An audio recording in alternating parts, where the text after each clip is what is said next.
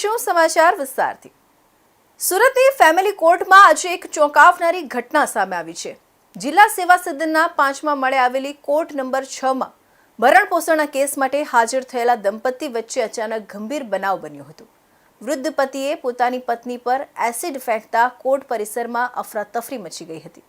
ઘટનામાં મહિલાની ગંભીર ઇજાઓ પહોંચી હોવાનું જાણવા મળ્યું છે, જ્યારે આસપાસ બેઠેલા કેટલાક વકીલોને પણ એસિડના છાંટા લાગ્યા છે।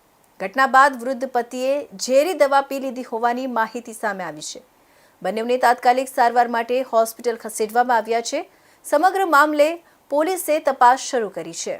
સુરતની ફેમિલી કોર્ટમાં આજે 13 માર્ચે એક હચમચાવી દે તેવી ઘટના સામે આવી છે।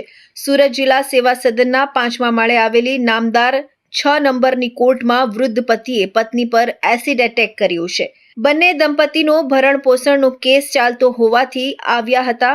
આ સમયે વૃદ્ધ પતિએ આગળની હરોળમાં બેઠેલી પત્ની પર એસિડ ફેંક્યું હતું। ઘટના સમયે મહિલાની આસપાસમાં બેઠેલા વકીલોને પણ એસિડના છાંટા ઉડ્યા હતા। આ ઘટનાને અંજામ આપ્યા બાદ વૃદ્ધ પતિએ ઝેરી દવા ગટગટાવી લીધી હતી। આજે પક્ષકારોની કોર્ટમાં ખોરાક અને રિકવરીની મેટર હતી, એની અંદર બંને પક્ષકારો અને વકીલો હાજર હતા। ચાલુ કોર્ટની અંદર પત્ની ઉપર પતિએ પાછળથી એસિડ છાંટેલું છે।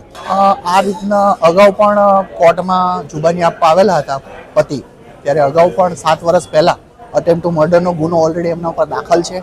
હાલમાં આરોપી જે છે તે બેલ આઉટ છે, અને આજે રિકવરીનો કેસ હતો, પોતે કોર્ટમાં પૈસા પત્નીને ન આપવા પડે તેથી કરીને આજે પત્ની ઉપર ફરી વખત એસિડ છાંટીને મર્ડરનો પ્રયત્ન કરેલો છે। આજે એડવોકેટ તરીકે આને બહુ અત્યંત ગંભીર પ્રકારનું કૃત્ય કહી શકાય, કારણ કે આજે કોર્ટની અંદર આ પ્રકારનું કૃત્ય કરવું એટલે આરોપીની માનસિકતા આજે એસ્ટાબ્લિશ થાય છે।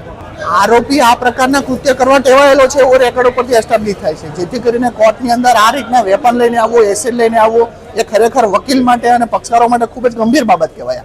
વકીલના પ્રોટેક્શનને લઈને પણ ખૂબ જ ગંભીર બાબત છે। આજે ઘટનાને પગલે કોર્ટ પરિસરમાં ભાગદોડ મચી જવા પામી હતી। હાલમાં દંપતીને સારવાર અર્થે સિવિલમાં ખસેડવામાં આવ્યું છે। આ મામલે પોલીસે સ્થળેથી એસિડની બોટલ સહિતની વસ્તુ જપ્ત કરી કાર્યવાહી શરૂ કરી છે।